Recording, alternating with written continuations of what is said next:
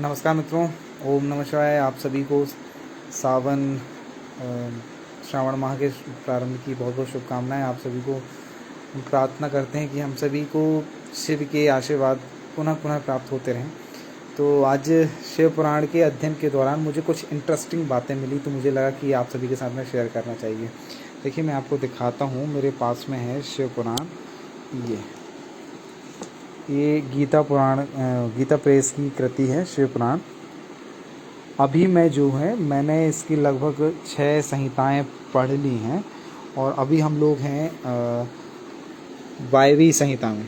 22वीं संहिता, इस संहिता का नाम है, ये आखिरी संहिता है। शिव पुराण में वैसे तो 7 संहिताएं हैं। वर्तमान की जो शिव पुराण है उसमें 7 संहिताएं हैं। पहले की जो शिव पुराण था उसमें 12 संहिताएं थीं। 12 और 7 का क्या फंडा है इसको मैं बताऊंगा बाद में।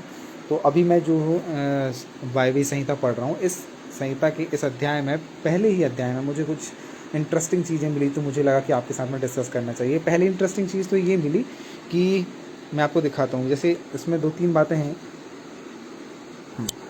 ये 18 पुराणों के नाम मिले, है ना, जिसमें आपको ढेर सारे ऐसे पुराण हैं जिनका नाम ही नहीं है, लेकिन जिनको बहुत सारे महाराज जी लोग हैं कथा सुनाते हैं। जैसे आपको यहाँ से दिखाता हूँ। जैसे इसमें लिखा हुआ कि इतिहास और पुराणों से वेदों की व्याख्या करें जिसका ज्ञान बहुत कम होता है। ठीक है, चलिए मैं आपको समझा देता हूँ इन शॉर्ट में।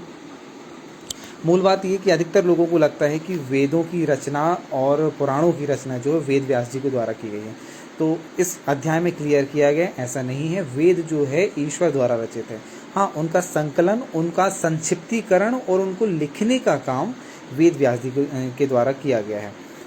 उनका एक्चुअल नाम क्या था वेद व्यास जी का? वेद व्यास जी जो हैं श्री कृष्ण भगवान विष्णु के 24 अवतारों में से एक है, जिन्हें ज्ञान अवतार भी कहा जाता है। भगवान विष्णु का ज्ञान अवतार भी कहा जाता है।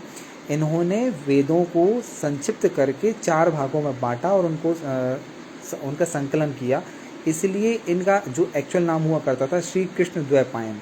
श्री कृष्ण द्वैपायन के स्थान पर इनका नाम क्या पड़ गया? वेद व्यास। व्यास का मतलब होता है विस्तार करना। वेदों का इन्होंने विस्तार किया, इसलिए इनका नाम पड़ गया वेद व्यास। एक बात। दूसरी बात, पर अगली बात, लोग बोलते हैं कि वेद व्यास जी ने 18 पुराण लिखे।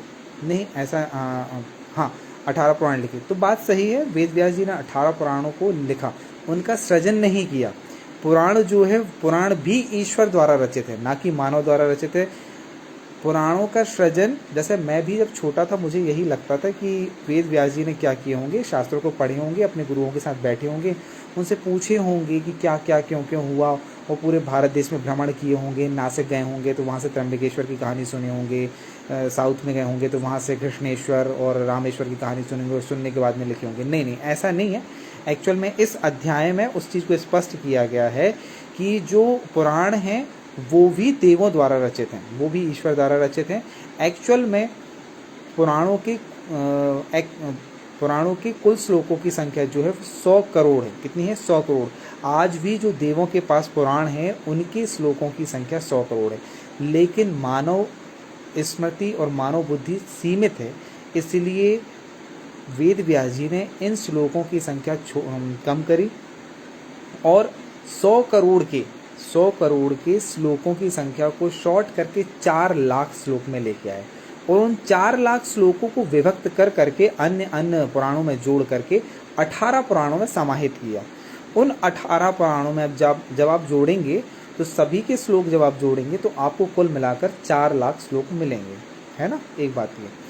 अगली बात ये कि अधिकतर लोगों को ये लगता है कि शिव पुराण भी 18 पुराण में से शिव पुराण भी जो है वेद व्यास जी द्वारा रचित है। नहीं, ऐसा नहीं है। शिव पुराण जो है स्वयं भगवान शिव के द्वारा बनाया गया है।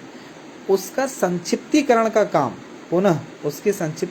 काम वेद व्यास जी ने किया हुआ। देखो, मैं आपको प्रूफ दिखाता हूँ। देखिए, ये लिखा हुआ है यहाँ से कि छोटे और बड़े वेद के 18 पुराण होते हैं। इसमें 18 पुराण कौन कौन से हैं? ब्रह्म पुराण है, पद्म पुराण है, विष्णु पुराण है, शिव पुराण है, भागवत पुराण है, भविष्य पुराण है, नारद पुराण है, मार्कंडेय पुराण है, अग्नि पुराण है, ब्रह्म वैवर्त पुराण है, लिंग पुराण है, बाराह पुराण है, स्कंद पुराण है, बामन पुराण है, कूर्म पुराण है, और मत्स्य पुराण है, और गरुड़ पुराण है, और ब्रह्मांड पुराण है। इस तरह से ये 18 पुराण हैं। अब आप देखेंगे, आप बोलेंगे कि इसमें तो वायु पुराण आए ही नहीं, जबकि हम सुनते हैं इसमें तो गरुड़ेश पुराण आए ही नहीं, इसमें तो नर्मदा पुराण आए ही नहीं, जबकि हमारे मध्य प्रदेश में तो नर्मदा पुराण बहुत ज़ोरों शोरों से होता है। तो उसका उल्लेख कहाँ पर है? तो उसका ये जवाब है कि अन्य जितने भी पुराण आप सुनते हैं वो उप पुराण कहलाते हैं, वो पुराण नहीं है। ठीक है, मूल जो 18 पुराण है वो यही है। एक बात। दूसरी बात, जैसे जब आप स्कंद पुराण पढ़ते हैं, स्कंद पुराण के अंदर से ही निकल के आती है सत्यनारायण भगवान की कथा। स्कंद पुराण के रेवा खंड के अंतर्गत से निकल के आती है नर्मदा पुराण। स्कंद पुराण के ही अंदर से निकल के क्या आता है? नर्मदा पुराण। तो ऐसे अनेकों आप ही क्या हैं, उप पुराण भी हैं। तो एक चीज़ ये क्लियर हुई कि कुल 18 पुराण ही हैं। इसके अलावा जितने पुराण हम पे नाम सुनते हैं, गणेश पुराण, नर्मदा पुराण, ये सभी उप पुराण कहलाते हैं, जो कि पुराणों के अंतर्गत ही होते हैं। उनकी कथा को निकाल के अलग से पुराण बना दिया गया है जिसकी कथा होती है। अगली बात ये कि जो मैं आपको प्रूफ दे रहा था कि शिव पुराण की रचना वेद व्यास जी ने नहीं बल्कि भगवान शिव ने ही की है। तो देखिए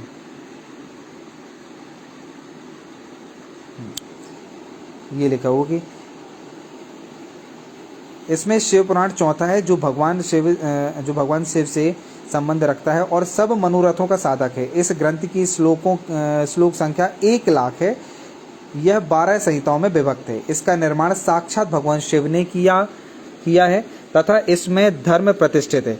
वेद व्यास ने इस 1 लाख श्लोकों वाले शिव पुराण को संक्षिप्त करके 24,000 श्लोकों का कर दिया है। इसमें 7 संहिताएं हैं। पहली है विश्वेश्वर संहिता, दूसरी है रुद्र संहिता, तीसरी है सत रुद्र संहिता, चौथी है कोटि रुद्र संहिता, पांचवी है उमा संहिता, छठी है कैलाश संहिता और सातवीं है वायव्य संहिता, जिसको हम अभी अध्ययन कर रहे हैं। सातवीं आपकी वायव्य संहिता। तो इस तरह से ये मैंने आपको साक्ष्य दिया कि शिव पुराण जो है स्वयं शिव जी द्वारा रचित है। अब शिव जी ने अगर इसका निर्माण किया हुआ है तो इसमें जितने अनुष्ठान दिए गए हैं, जितने व्रत दिए गए हैं, जितने कहना चाहिए संकल्प के बारे में बताया गया वो झूठ नहीं हो सकते। जितने आप प्रदीप महाराज जी को सुनते होंगे ना, वो जो पशुपतिनाथ जी का व्रत बताते हैं या विभिन्न जितने भी व्रत बताते हैं, इसी ग्रंथ को पढ़ के सुनाते हैं। वो इसी ग्रंथ को पढ़ के सुनाते हैं। इस पूरे ग्रंथ में अनेकों व्रत के बारे में वर्णन है कि अगर आप शिव जी की अलग अलग तरीके से, अलग अलग पद्धति से पूजा करते हैं तो अलग अलग मनोरथ की पूर्ति होती है। ये मैंने स्वयं पढ़ा हुआ है। एक अध्याय में मैंने पढ़ा था, शायद रुद्र संहिता में है, कि अगर आप मिट्टी की शिवलिंग की पूजा करते हैं तो आपको कुछ लाभ होता है, लेकिन आप पत्थर की शिवलिंग की पूजा करते हैं तो आपको और ज़्यादा लाभ होता है। आप पारी की शिवलिंग की पूजा करते हैं तो और ज़्यादा लाभ होता है। नदी के किनारे बैठकर अगर शिवलिंग की पूजा करते हैं तो और ज़्यादा लाभ होता है। पर्वत में बैठ के पूजा करते हैं तो और ज़्यादा लाभ होता है। सबसे ज़्यादा लाभ होता है समुद्र के किनारे बैठकर शिव जी की पूजा करने से। तो जहाँ आप जिस तरीके से पूजा करते हो उस स्तर का पुण्य आपको मिल जाता है। तो ये सारी बातें जो प्रदीप महाराज जी बताते हैं वो ग्रंथ से ही बताते हैं, मन से नहीं बताते हैं। दूसरी बात, पहले जब शिव जी ने इस ग्रंथ को बनाया था तो इसमें 1 लाख, शिव पुराण जब शिव जी के द्वारा बनाया गया तब इसमें 1 लाख श्लोक थे, 12 संहिताएं थी। बाद में वेद व्यास जी ने इसको शॉर्ट कर दिया, मनुष्यों के अनुरूप कर दिया और इसमें 24,000 श्लोक बचाए और 7 संहिताएं बची। ठीक है, और ये 7वीं संहिता वायवी संहिता है, जिसको अपन वायु पुराण भी बोल सकते हैं। वायु के बारे में डिस्कशन इसमें मिलेगा आपको। क्या है, जिसमें बताया ब्रह्मा जी ने भी देवताओं को लगभग 10 लाख साल के लिए व्रत करने के लिए बोला है, यज्ञ करने के लिए बोला। उसके बाद वायुदेव प्रकट होंगे, फिर वो शिव तत्व के बारे में देवताओं को समझाएंगे। ये सब बातें वायवी संहिता में मिलती थी, इसको आप वायु पुराण भी अपन बोल सकते हैं। तो ये सारा है इस वायवी संहिता से पहले अध्याय से अपन को सीखने के लिए मिला। कि पहली बात तो 18 अध्याय कौन से हैं उनका नाम हम लोगों ने सीख लिया। पुराण जो हैं वेद व्यास जी द्वारा रचित नहीं है, वेद व्यास जी द्वारा लिखित हैं। पुराणों की रचना भी देवताओं के द्वारा की गई है। मूल पुराण जो हैं, जो देवताओं के पास हैं, उनमें 100 कोटि, कहना चाहिए 100 करोड़ श्लोक हैं, जिनको शॉर्ट करके वेद व्यास जी ने 4 लाख कर दिया हूँ। उन 4 लाख श्लोकों को 18 पुराणों में कन्वर्ट कर दिया है।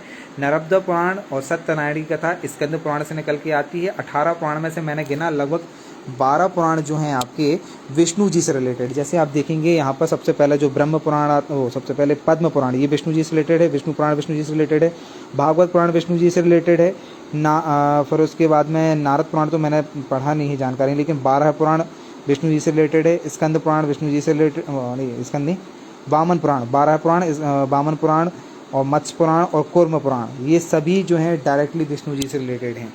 तो इस तरह से कहना चाहिए 10 से 12 पुराण जो हैं वो विष्णु जी से रिलेटेड है, विष्णु जी का सबसे ज़्यादा वर्णन किया गया। चलिए आज के लिए इतना पर्याप्त है, मिलते हैं बाद में। जय श्री कृष्ण, जय श्री राम, ओम नमः शिवाय।